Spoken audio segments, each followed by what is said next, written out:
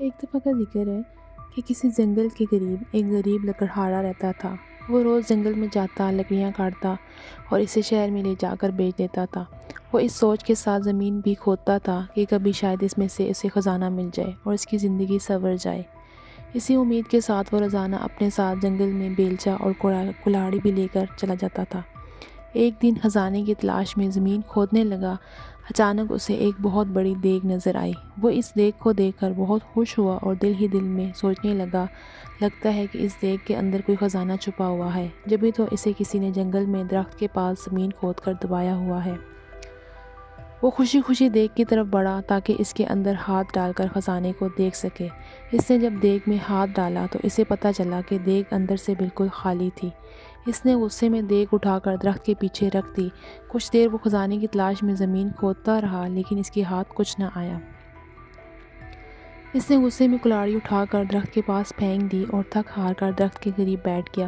اچانک اس کی نظر دیگ پر پڑی۔ اس نے دیکھا کہ وہ کلاڑی اس دیگ میں جا گری تھی اور اب دیگ میں 100 کلاڑیاں موجود تھیں۔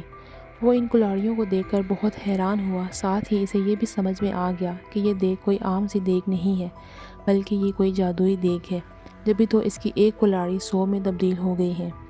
وہ خوشی خوشی اس دیگ کو اٹھا کر گھر میں لے آیا۔ لکڑہارے نے اس دیگ کو ایک کمرے میں چھپا دیا۔ رات کے وقت اس نے جادوئی دیگ کو دوبارہ آزمانے کے لیے اس میں آم ڈالا۔ تھوڑی دیر بعد اس نے دیکھا تو دیگ میں 100 آم موجود تھے۔ اب تو اس کا یقین پختہ ہو گیا ہے کہ یہ واقعی کوئی جادوئی دیگ ہے۔ وہ اس دیگ سے سونے کے سکے وغیرہ نکال کر انہیں بیچتا رہا اور امیر ہو گیا۔ امیر ہونے کے بعد وہ دوسرے غریبوں کی مدد کرتا تھا۔ اس کے پاس اگر کوئی غریب شخص آتا تھا تو وہ کبھی اسے خالی ہاتھ نہیں لوٹاتا تھا۔ یہی وجہ ہے کہ وہ ملک بھر میں اپنی سخاوت کی وجہ سے مشہور ہو گیا۔ اس کے اچانک امیر ہو جانے اور جادوئی دیگ کی کہانی ہر جگہ پھیل گئی۔ اس ملک کے بادشاہ کے پاس بھی اس جادوئی دیگ کی خبر پہنچی۔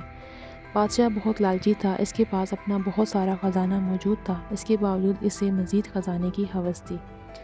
اس نے سوچا کہ یہ دیگ اگر اسے مل جائے تو اس کے خزانے میں مزید اضافہ ہو جائے گا۔ اس سوچ کے ساتھ بادشاہ نے حکم دیا کہ لکڑہارے اور اس کی دیگ کو محل میں لایا جائے۔ خادم گئے اور بادشاہ کے حکم کی تعمیل کی اور لکڑہارے کو دیگ سمیت پکڑ کر محل میں لے آئے۔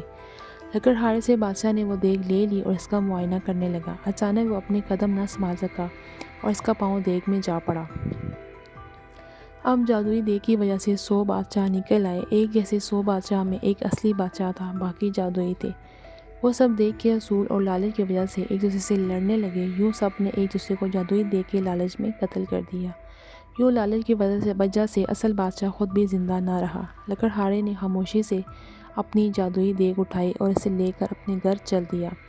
تو پیارے بچوں، لالچ کرنا بہت بری بات ہوتی ہے۔ اگر کسی کے پاس آپ سے زیادہ اچھی چیز موجود ہے تو آپ اس سے حسد نہ کریں بلکہ جو کچھ آپ کے پاس موجود ہے اس پر شکر ادا کریں۔ تو دوستو، آج کی کہانی آپ کو کیسی لگی؟ امید ہے آپ کو آج کی کہانی اچھی لگی ہوگی۔ اب آپ سے چاہتی ہوں اجازت، اپنا بہت سارا خیال رکھیے گا۔ اللہ حافظ۔